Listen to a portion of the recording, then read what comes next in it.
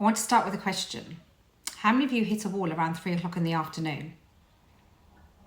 Yeah, that's what I thought.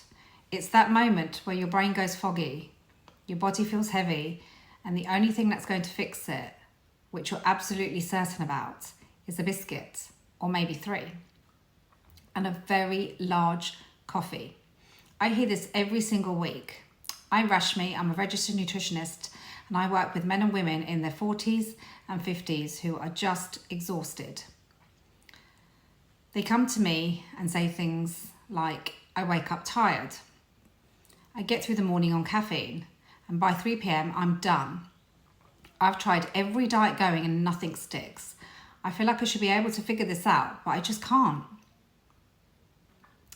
And here's what I always tell them, and what I want to tell you today.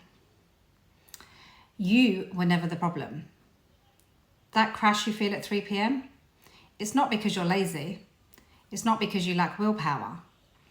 And it's definitely not because you need another diet. It's biology. And once you understand what's actually happening, you can change it without restriction, without misery, without starting over every Monday. So let's talk about what's actually going on at 3 p.m. because it's not random and it's not in your head. There are 3 things happening in your body that make that afternoon crash almost inevitable, especially in your 40s and 50s. The first one is blood sugar. So if your breakfast was light, maybe you just had toast or cereal, or you skipped it altogether, and then lunch was perhaps a sandwich or something quick and carb heavy. What happens is that your blood sugar spikes and then it drops. That drop is the crash. Your body's literally running out of fuel. And when it does, it sends you a very loud signal. Give me sugar. Give me something fast. That is the craving. That's not you being weak. That's your biology doing exactly what it's supposed to do. The second thing is your circadian rhythm. We all have a natural dip in alertness in the early afternoon. So roughly between 1 p.m. and 3 p.m, it's part of our biological clock, and it happens to everyone. But when you add blood sugar instability on top of that natural dip, it goes from a gentle lull to a full-on wall. You're not tired because you're unfit or getting old. You're tired because 2 biological systems are working against you at the same time. And the third piece, and this is the one nobody talks about, is hormonal change. So when you're in your 40s and 50s, estrogen and progesterone are shifting.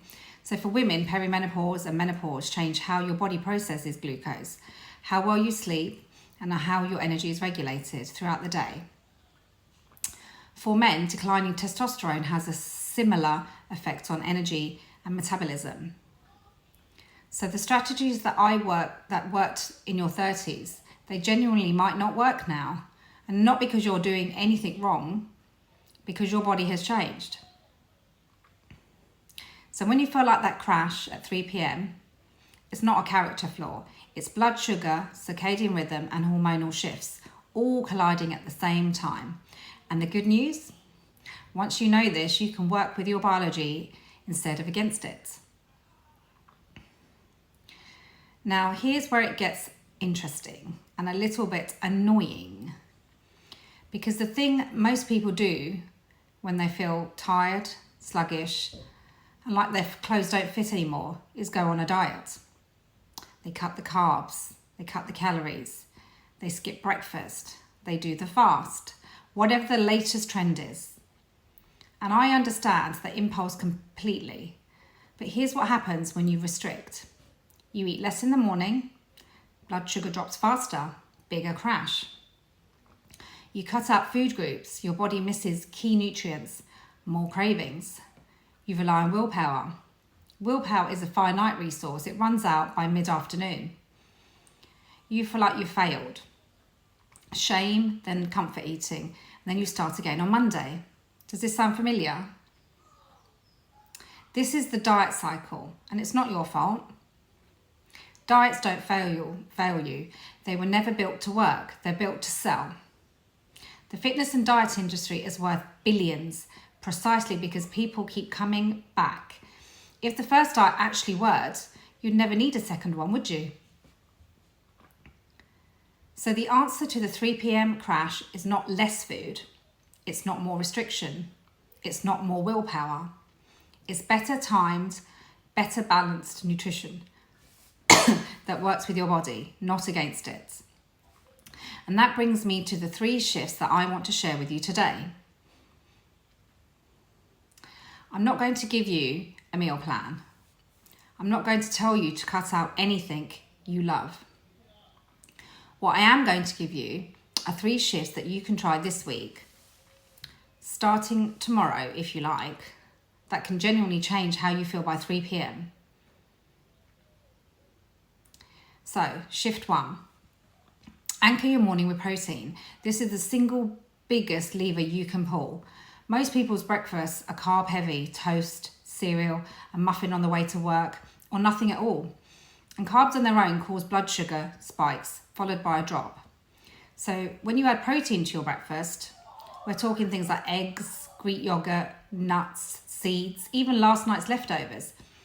It slows down how quickly glucose enters your bloodstream, and that means steadier energy all morning.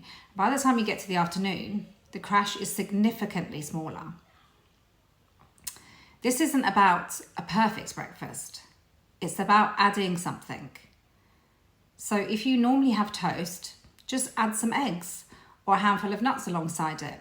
That's it, one small swap. Tomorrow morning, add a palm-sized portion of protein to whatever you're already eating. I want you to notice how you feel at 3 p.m. Shift 2, build a better lunch plate. Lunch is where people usually go one of 2 ways. Either it's too small, a sad salad, a quick wrap, or it's carb heavy, and you're on a food coma by 2 p.m. The simple framework I use with my clients is what I call the steady plate. So roughly half your plate is vegetables or salad, a quarter is protein, and a quarter is a slow releasing carb like sweet potato, brown rice, whole grain bread. And this is key. Include some fat, olive oil, avocado, cheese, nuts. Fat slows digestion and it keeps you full for longer and helps your brain function properly all afternoon. This isn't about measuring or weighing, it's a visual guide. You can do this with a homemade lunch, a meal deal, or leftovers. It's about balance and not perfection. So next time you're making or buying lunch, mentally check, have I got protein? Have I got some vegetables? A slow carb and a bit of fat? If not, what could I add? Shift 3, rethink the 3 p.m. moment. If you've made shifts 1 and 2, you should already notice 3 p.m. crash is softer. But let's be realistic.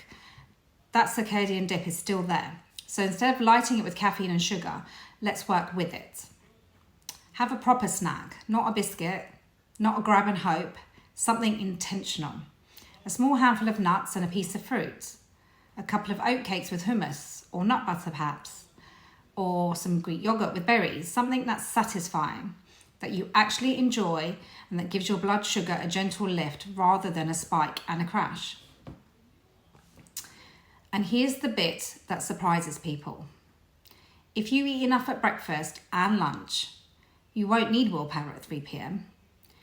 You won't be white-knuckling your way past the biscuit tin. The craving will be quieter because your body isn't desperate.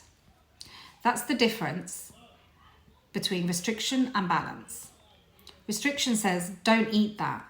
Balance says you don't even want it anymore because you're properly fueled. So let me bring this together. The 3 p.m. crash is not a sign that something's wrong with you. It is a signal. It's your body telling you it needs something different, not less food and not more willpower, just better timing and better balance. So the 3 shifts again. 1, anchor your morning with protein. Number 2, build a balanced lunch plate. And number 3, rethink 3 p.m. Nourish, don't punish. None of these require a complete lifestyle overhaul. You don't need to meal prep for 6 hours on a Sunday. You don't need to give up anything